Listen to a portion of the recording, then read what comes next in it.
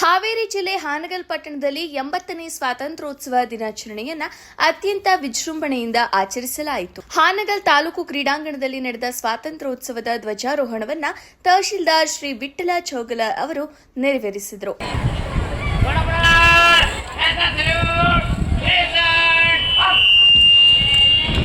ಶಾಲಾ ಮಕ್ಕಳಿಂದ ಆಕರ್ಷಕ ಪಥಸಂಚಲನ, ಚಿಕ್ಕ ಮಕ್ಕಳಿಂದ ಮನಮೋಹಕ ಸಾಂಸ್ಕೃತಿಕ ನೃತ್ಯ ಪ್ರದರ್ಶನ ಹಾಗೂ ಕರಾಟೆ ಸಾಹಸ ಪ್ರದರ್ಶನಗಳು ನಡೆದವು.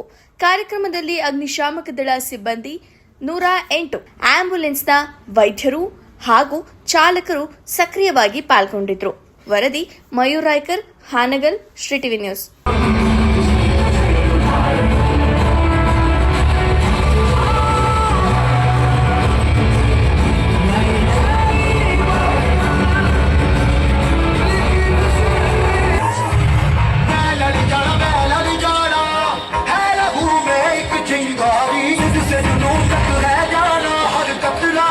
ಎಲ್ಲ ಗಣ್ಯಮಾನ್ಯರನ್ನ ಈ ಒಂದು ಸಭೆಯಲ್ಲಿ ನಾನು ಹೃತ್ಪೂರ್ವಕವಾಗಿ ಅವರನ್ನು ನಿವೇದಿಸುತ್ತಾ ಸ್ವಾಗತಿಸುತ್ತಾ, ವಿಶೇಷವಾಗಿ ಉಪಸ್ಥಿತರಾಗಿರುವಂಥ ಸಾಧಕ ಮಹನೀಯರೇ, ಎಲ್ಲ ಅಧಿಕಾರಿ ಬಂಧುಗಳೇ ಹಾಗೂ ಆತ್ಮೀಯ ಮಾಧ್ಯಮದ ಪ್ರತಿನಿಧಿಗಳೇ ಹಾಗೂ ವಿಶೇಷವಾಗಿ ಈ ಒಂದು ಕಾರ್ಯಕ್ರಮದಲ್ಲಿ ನನ್ನ ಆತ್ಮೀಯ ಎಲ್ಲ ಶಿಕ್ಷಕ ಬಂಧುಗಳೇ ಹಾಗೂ ಈ ಕಾರ್ಯಕ್ರಮದ ಕೇಂದ್ರ ಬಿಂದುಗಳಾದಂಥ ನನ್ನ ಪ್ರೀತಿಯ ಮುದ್ದು ವಿದ್ಯಾರ್ಥಿಗಳೇ ಹಾಗೂ ಉಪಸ್ಥಿತರಿರುವ ಸರ್ವರಿಗೂ 80ನೇ ಸ್ವತಂತ್ರ ದಿನಾಚರಣೆ ಹಾರ್ದಿಕ ಶುಭಾಶಯಗಳನ್ನು ನಾನು ಕೋರ್ತಾ ಇದ್ದೀನಿ.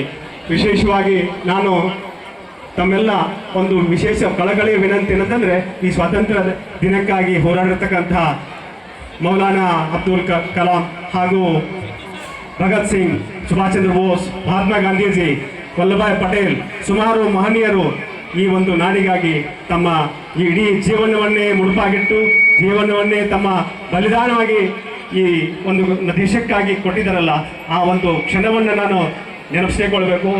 ಅವರು ಕೊಟ್ಟಿರ್ತಕ್ಕಂಥ ಒಂದು ತ್ಯಾಗವನ್ನು ನಾವು ಸ್ಮರಿಸಲೇಬೇಕು.